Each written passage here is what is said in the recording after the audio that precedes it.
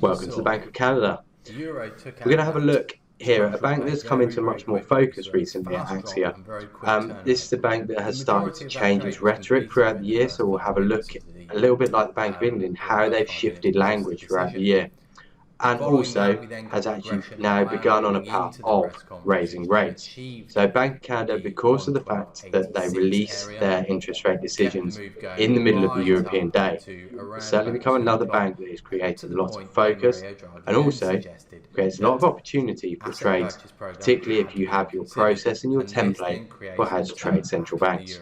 So let's go and have a look at Bank of Canada and see what nuances and what little bits that you need to understand about the Bank of Canada before trying to trade it. So after that initial trade, your opportunities. Now, unlike many other central banks, the Bank of Canada is still owned by the federal government. It was also quite recently created, 1934. However, much like other central banks, it is independent, and they go to great lengths to try and point this out. It is externally audited, expenses don't go to the Treasury like government expenses, so they definitely try and separate the fact that whilst it is owned by the government, it does have no relation to political process and separates that ability to spend money with the ability to create money. Now, in terms of the makeup, you have a deputy and a governor of the Bank of Canada, and these are both appointed by independent directors of the Bank of Canada. However, the board of directors of the Bank of Canada is appointed by the Minister for Finance, and also the Deputy Finance Minister sits on the board of the Bank of Canada. However, does not have a vote in monetary policy decisions. So whilst he is there, a bit like the Bank of England, to give guidance from the government, he doesn't actually have a vote. Interestingly, the Bank of Canada's makeup is reasonably similar to the Bank of England, and the current Bank of England chief, Mark Carney, was previously the head of the Bank of Canada. Now, their mandate is to preserve the value of money by keeping inflation low, stable and predictable. And this is defined by inflation control target. You will hear a bit more on control targets from the Bank of Canada as well in a moment. Inflation control target 2%, and that's the midpoint of a range of 1 to 3%. So again, like the Bank of England, it's a symmetrical target. It's as bad to be above as it is to be below. So 2% is the aim for inflation at the Bank of Canada, and it is very much focused on inflation. Is right onto the top of the block. So let's go and meet the members. Bank of Canada's governing council only has 6 members. There are other elements to the Bank of Canada that contribute to monetary policy decisions. However, the decision is taken purely by the governing council. The governing council consists of just 6 members, but within the Bank of Canada as a whole, there's a Monetary Policy Review Committee and also 4 economics departments. As I say, the final decision comes down to the Governing Council, and it's a consensus decision. So again, this is not a voted decision necessarily, it's a decision whereby consensus is formed, and ultimately the Governor, Stephen Poloz, has the final say on the decision.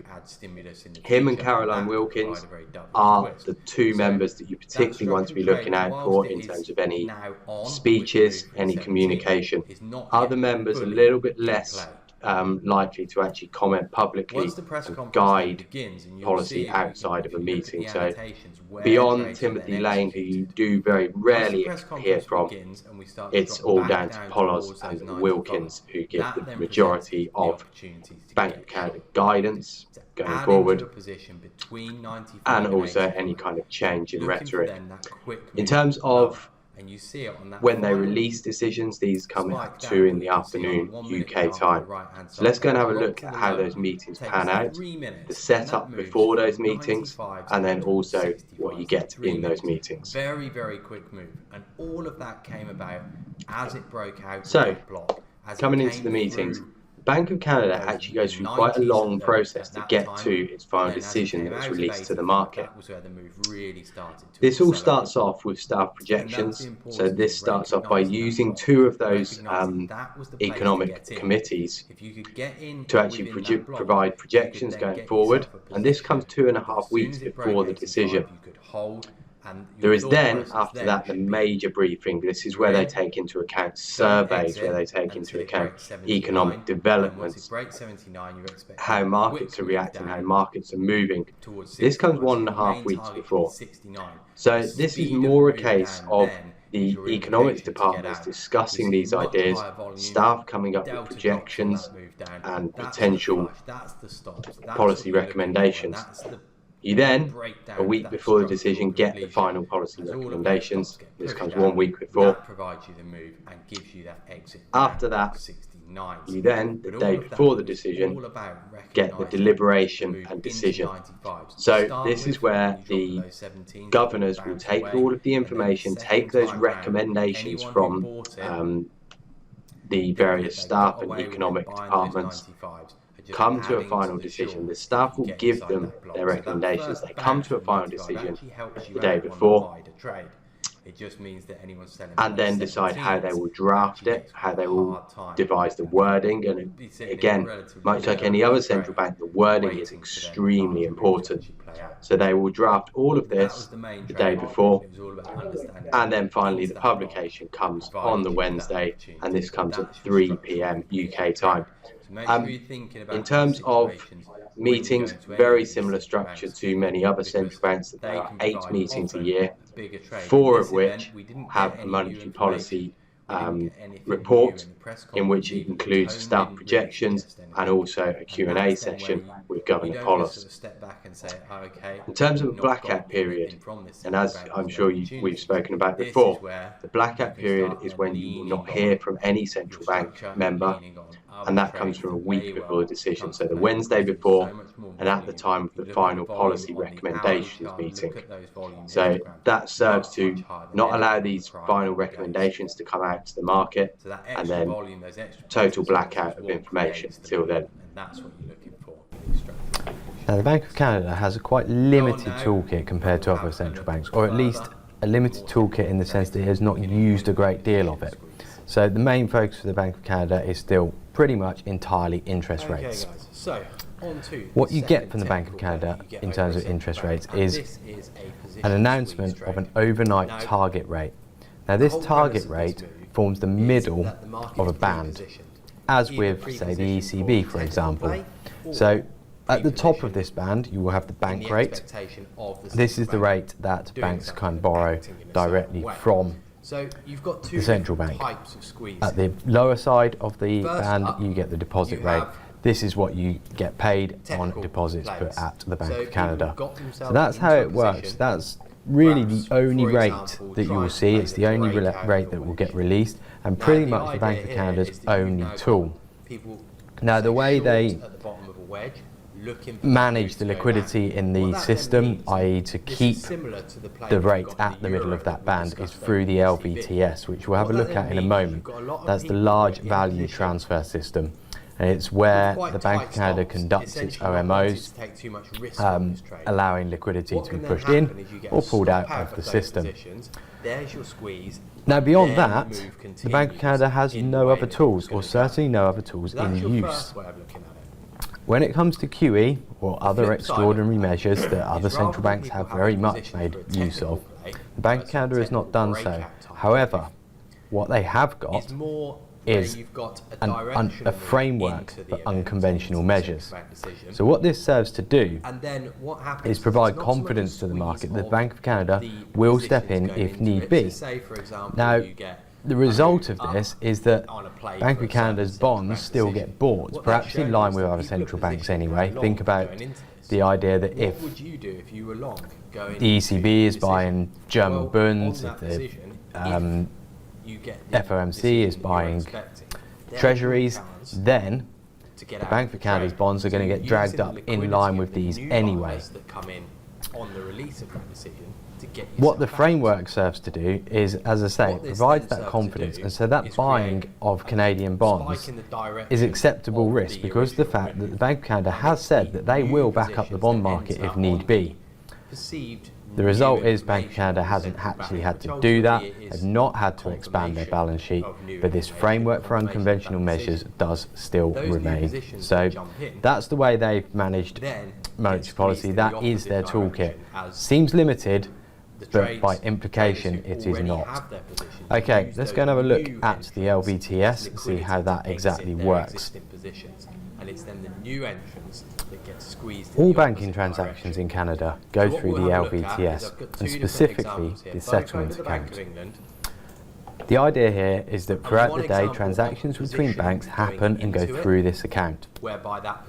Come the end of the day, banks cannot hold deficits or excesses in this account. The settlement account must be at zero, so there needs to be no settlement balance come the end of the day. So what happens if at the end of the day you have excess cash in that settlement account? Then this cash gets deposited at the Bank of Canada at 25 basis points below the overnight target range. Alternatively, if you're in a deficit, then you will transact via a repo, i.e. give up collateral in order to take back money, which would then cancel your balance in that settlement account. So that's how it would work come the end of the day. The idea here then is that throughout the day, banks will transact with each other in order to not leave that balance at the end of the day that will then either earn less than it would in any other transaction, or you'd be paying higher interest than you might in any other transaction. So throughout the day, if say you have excess cash within the settlement account, what you would do is then go out and lend that money to other banks in need of the cash. Therefore, you're going to get a better rate of interest than the perhaps slightly punitive 25 basis points below the overnight target. Likewise, a bank needing to borrow money rather than going to the Bank of Canada and transacting via a repo with them, could transact via a repo with another bank at perhaps a slightly lower rate, much closer to that overnight target rate. So this serves to maintain that target rate. What the Bank of Canada will do is, in situations where there is less liquidity in the market or an excessive liquidity in the market, they will then conduct their open market operations to either withdraw or inject liquidity. So reasonably clean cut, the LVTS from the Bank of Canada, quite nice and easy to understand, hence why you get one rate when you get the Bank of Canada decision, and that is that overnight target rate. Okay, so let's move on and have a look at how rates have progressed over the recent years for the Bank of Canada. And what we've got on the graph here is a representation of Canada's interest rates, the fall from 2008 right up to present day's most recent beginnings of hikes. Now, what we've also got on the chart is the dollar-CAD foreign exchange rate in green, and then also oil prices in orange. And what you can see is the influence that oil prices have on Canadian interest rates. Because of the fact that oil is one of Canada's biggest exports and also employs a great deal of people in Canada, it does drive inflation and drives the economy quite heavily. And so perhaps more than any other country, or certainly any other G7 country really, they are so much more influenced by one commodity price. And you can see that the Bank of Canada has actually fluctuated interest rates a little bit more than many other central banks. Less so much influenced by the crisis and more influenced by oil prices. So we saw this in 2010 as oil started bouncing up from the low mid-30s, getting back up towards the hundreds. Canadian interest rates started picking up. This in spite of the fact that the Canadian dollar was strengthening, which would usually dampen inflation. Nonetheless, oil prices continued to rise. The interest rates were then risen in line. However, Canadian dollar strength remained. This then turned to weakness, but at the same time, that weakness in the Canadian dollar also ran into significant weakness in oil prices. This drop in oil prices again reduced inflation, and so this then led to cuts in the Canadian interest rates. Not entirely, limited to oil prices. You can't necessarily say to yourself, well, oil prices are going higher, therefore Bank of Canada is going to raise rates. It's not that clear cut, but it is perhaps a larger factor than many other central banks would need to factor into their interest rate decisions. So we'll move on now. We'll go and have a look at how the Bank of Canada does communicate their decisions and what you want to be looking out for. Vote in accordance to that as well. So we're getting a movement into Bank of Canada is, as I've said already, not overly communicative. You don't get too much information in between meetings, and again, all your information comes on that screen dump on the meeting. So the structure of their communication is 3 o'clock screen dump, and this is also accompanied by a statement. Now the statement, if you go and read through them on their website, each statement differs. There's a lot less structure in the statements than you perhaps would get from other central banks. Key areas to be looking for are the bottom 2 paragraphs. One will talk about inflation, the next will talk about their decision on rates and their view as to why they've decided that. So for this reason, because they're not overly communicative, that 3 o'clock screen dump is very, very important, and this is where the majority of trade is focused. Beyond that, you then have a press conference on every quarterly, which is also where they will release forecasts going forward as well. There's also a Q&A in this press conference. Now, unlike the majority of other central banks as well, the Bank of Canada is not averse to changing policy when it is not a press conference decision. So whereas with perhaps the ECB and the Fed to a degree as well, the expectation of any policy change is not there unless you're on that quarterly press conference where there is a Q&A. Bank of Canada quite happy to change in between, hence again why that screen dump part of their communication is so important. Now in terms of the forecasts that you will get, again, these are released quarterly, and you get a very detailed forecast for the current year. So you'll get a quarterly view of inflation and also GDP, real GDP that is.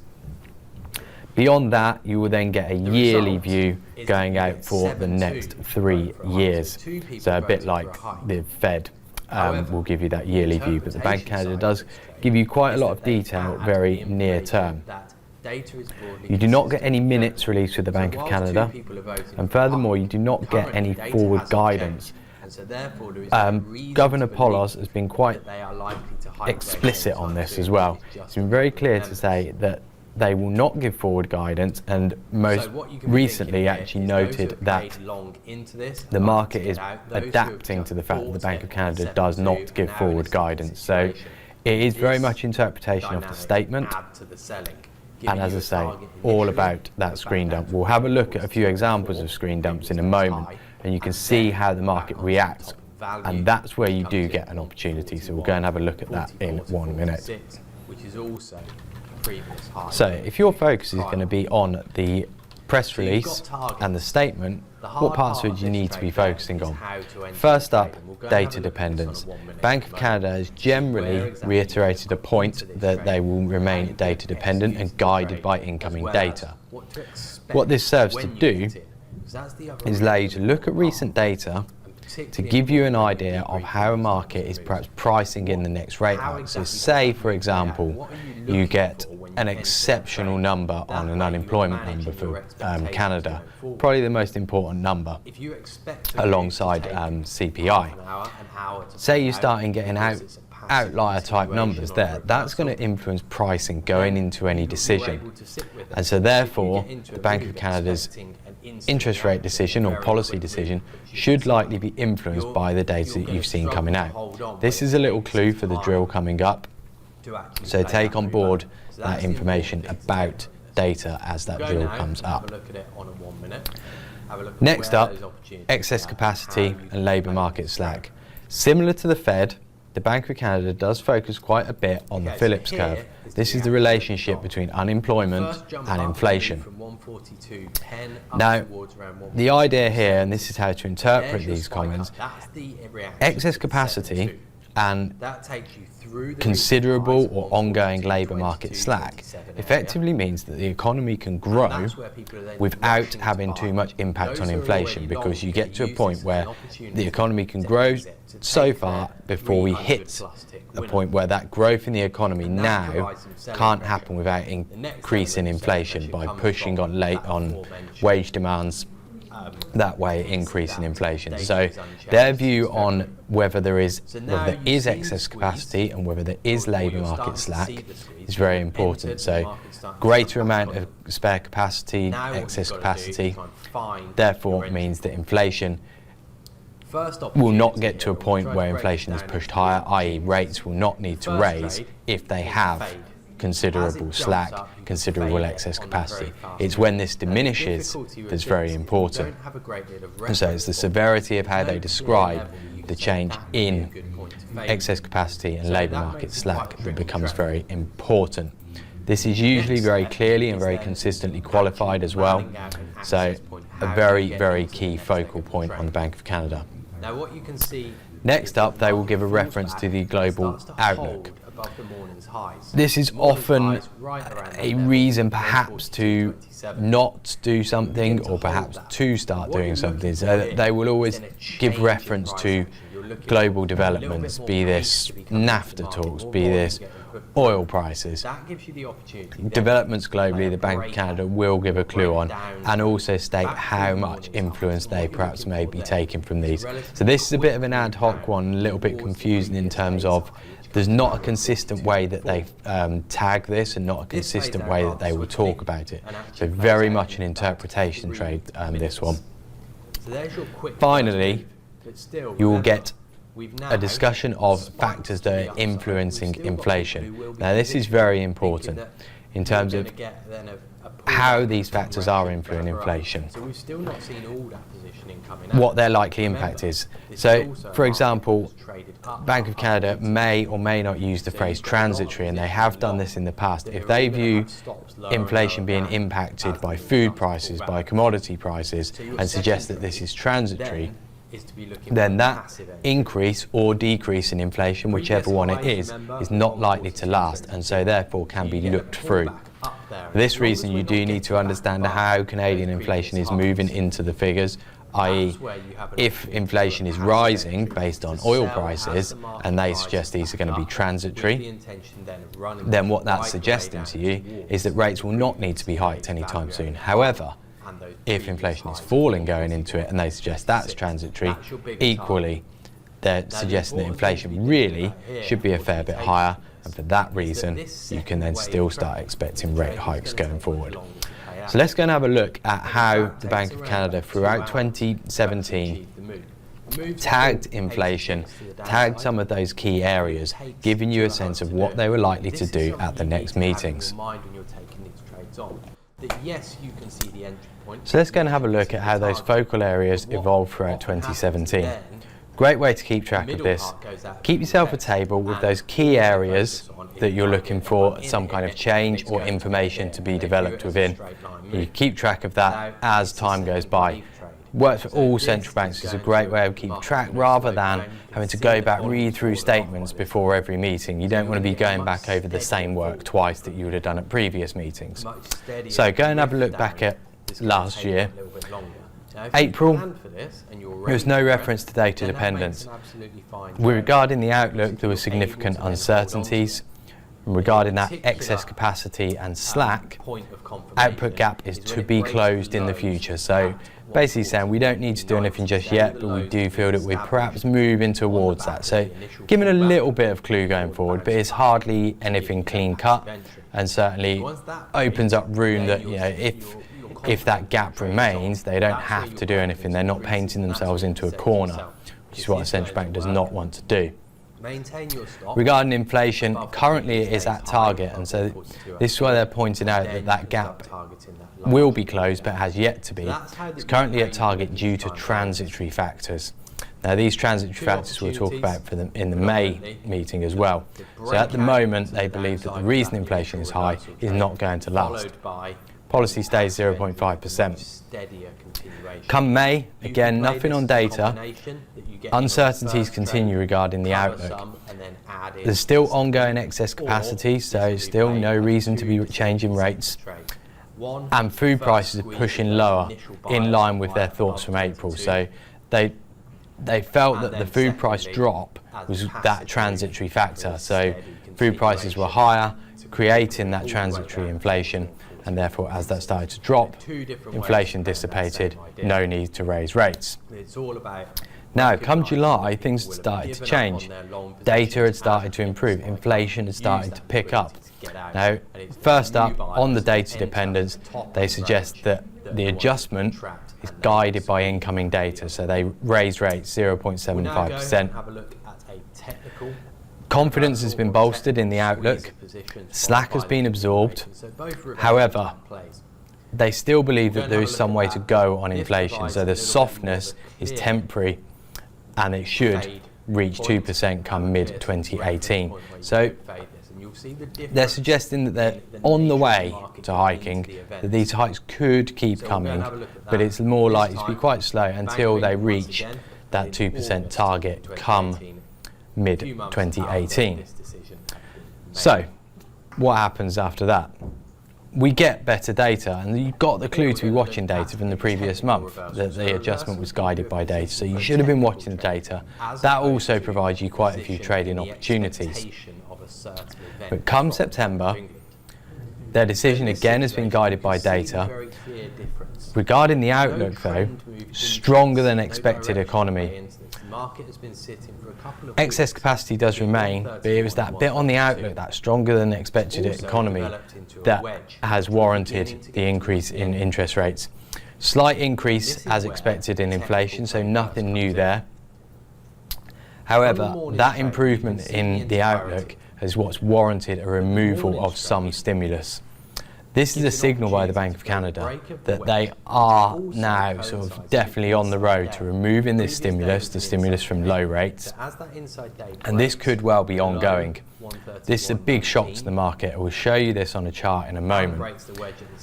It was about 50-50 expected for a rate hike coming into the meeting. Data had improved, but perhaps not markedly enough to warrant another rate hike the meeting after the prior.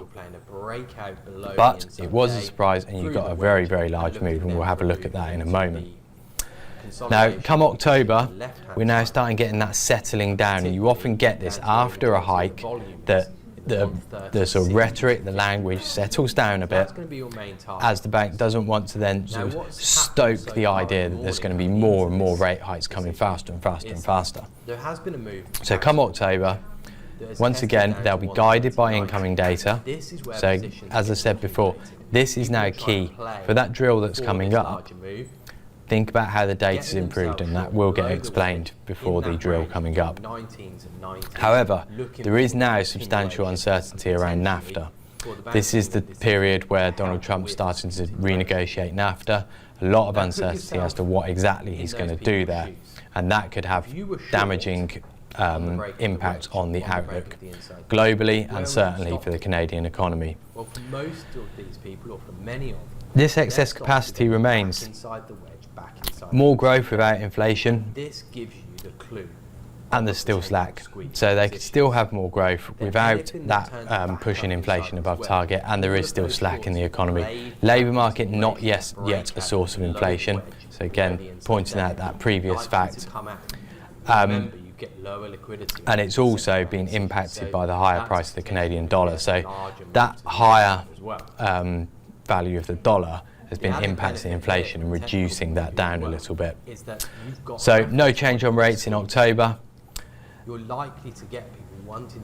And they're also going to be cautious on any future adjustments. So this is certainly a step back from warranting removal of stimulus, and perhaps they felt that they slightly overstepped it there, and then they try and pull that back a little bit. Still less stimulus over time, however that caution was the key word there, that they're not necessarily going to start rushing into things. They're going to remain quite cautious going forward. So let's go and have a look at how they played out. We'll have a look at how the screen dump would have appeared, so how you can understand the news, the order that comes out in, and then also the market's reaction and why you got certain reactions to it. So let's move on to that and have a look at some of these. This is how July traded in the CAD. Now the most important thing to be looking at is the line that explains whether they've changed rates or not. In this one, it's the bottom line, so what happens is that will be the first thing to come out, and then that scrolls to the bottom as more news goes on top. So remember, always read from the bottom up. Now, Bank of Canada, in this instance, raises overnight rates to 0.75%. Recent data has bolstered confidence in the outlook for above potential growth. So that's your key line. That's what you're looking for, their view on how things are going, as well as whether they are changing rates. And that's what often creates a little, sometimes, move the wrong way before the initial first move. You can see on the chart that what you get is you get a jump up, reversal, and then go again. The reason for that is the second line. If you read the second line from the bottom, they'll be guided by incoming data, keeping in mind continued uncertainty in the financial system vulnerabilities. So you get a little bit of uncertain movement to start with before you then move on to the rest of the statement, which is definitely got more of a hawkish bias. Softness in inflation to be temporary, economic slack has been absorbed. So do be very aware that often on these decisions, because you get loads of information, you get a lot of interpretation from various different people, and you only get the move once you've got a general consensus on what exactly that means. And that's why you will often get these initial jump one way, which then reverses very quickly, only to then continue in that direction. Ultimately, there was a rate hike. This was reasonably well expected. So the hike wasn't the major surprise. It was that continued reference to inflation only being temporary, and the economic slack has been absorbed. A significant amount of economic slack had been absorbed as well. So that's what got that move going. And as with a lot of these decisions as well, you'll see this on the drill, that the first move is often very quick, followed by then a slower continuation of the move higher, as more and more people who can't get in on that first move then start to execute trades higher up. So this is either a hit and hold situation if you can get in early enough, or it's a passive continuation trade whereby you're looking for an entry to get in as you get a pullback before then holding on to that trade for that continuation. But the interpretation at the beginning is very important, and that's what prevents you getting caught up in that initial jump up and down, but also allows you to remain convicted if you have got in and the market then skips with you onside, offside. If you understand what you're going for, i.e. that the rest of the statement comes out very hawkish, you can then stay in that trade. Let's go and have a look at how this then further develops as we move into September and then October as well. In terms of giving you a clean-cut trade, September was ideal for the Bank of Canada. There was a 50-50 expectation of a rate hike. Rates were hiked the previous month, and so therefore there's less expectation that they're going to do 2 hikes over 2 meetings. However, data had improved. So that was creating this 50-50 view between one economist, but also in the pricing of a rate hike. Uncertainty, that is ideal. It's just what you want, because therefore it meant you had a very clean-cut binary trade. Rate rise, you were going to see the CAD get bought. Unchanged, you were going to see the CAD get sold as that pricing got taken out one way or another. Either it further priced in a hike, or it completely took away that price of a hike. So you had a nice clean-cut trade, and so for this meeting, the focus was entirely on the rate. Hence why you don't get a sort of spike either way as you get that interpretation trade. It's very much off the rate, market goes. In this instance, rates were increased to 1%. What then kept the move going as well, and what perhaps caused that final sort of flurry higher, was the fact that the rhetoric along with this was also reasonably strong. The stronger than expected economy warrants removal of some of the considerable stimulus. So it's suggesting that there's going to be further removal of stimulus. Decisions are not predetermined and they will be guided by data. Now, what this is saying to you is that after they've done 2 in a row, and effectively this hike was very much guided by data, if data continued improving, it would not be unreasonable to think they could hike the following month as well. So that's now starting to quicken the pace of these hikes. So another very hawkish sign, an extra reason why that CAD gets bought and bought and bought.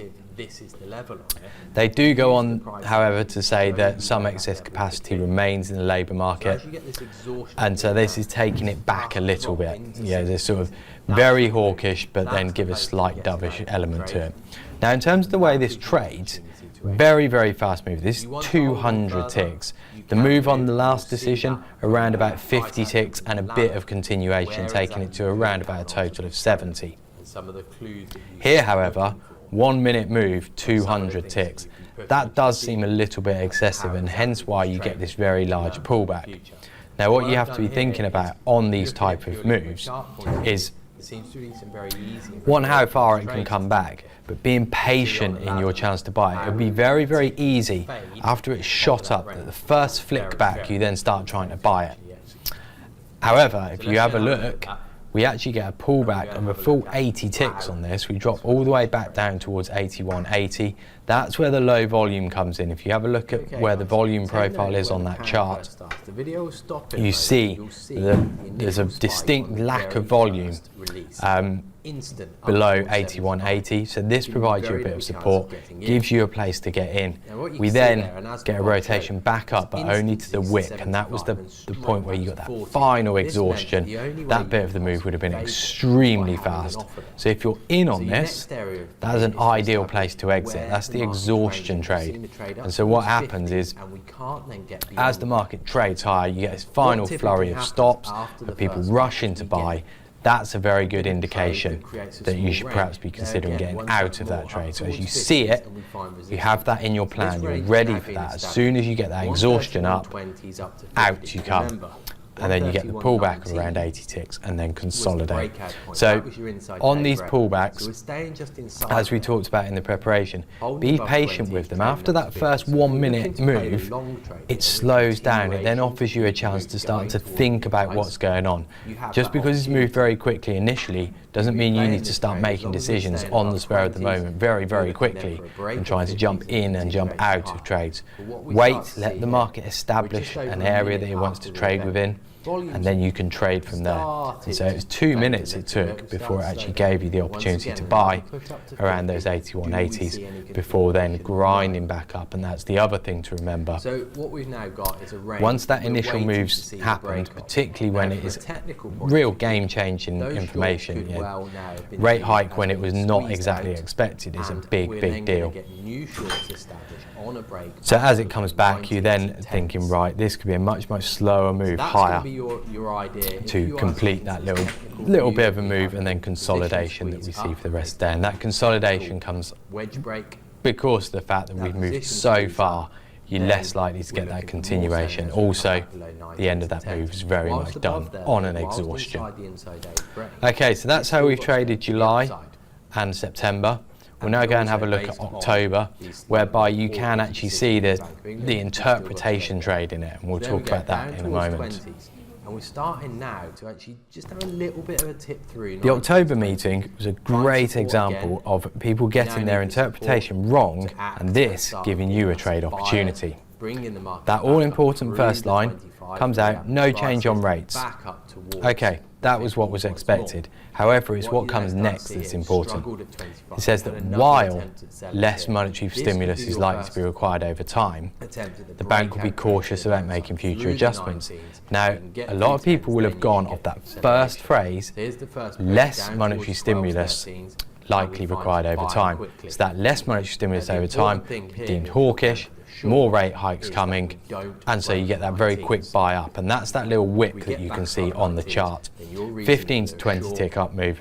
However, if you continue to then read on, the bank will be cautious in making future adjustments. You've got a clue to this because it says while less monetary stimulus, and so that's almost saying but something else, and that something else is that they will be cautious in making future adjustments. This then turns the market round, and your trade opportunity here is knowing that people will have bought that first bit of the comment. That's what skips the market up. Now, as it comes back through the opening price, that's where any of those longs in that spike then start thinking, right, we're wrong now. They'll start rushing for the exits. A short through that area will bring in new selling, and that's what turns the market back down the other way.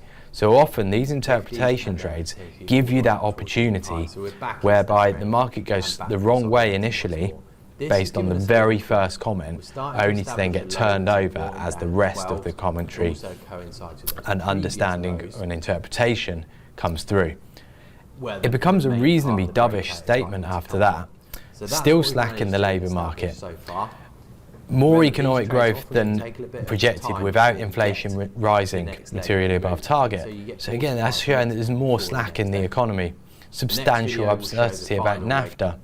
Inflation is picked up, but this is due to, well, the inflation is picked up, but it's going to be dampened by the Canadian dollar. So actually, it's going to rise to the 2% target later than was expected in July. Yet they've already raised rates once. So this is very much saying that there's no rate hikes coming, perhaps for quite some time, whereas it was expected that rate hikes would certainly be coming a little bit earlier. So a lot getting priced out here. In terms of the trade, like I say, your initial trade was on that catching of the people who interpreted the information wrong. You then get the move lower and then a continuation opportunity. The second minute candle starts out right on that little low volume area. You can see that the volume builds up to a point around about 79.80, and that's where that next candle comes in.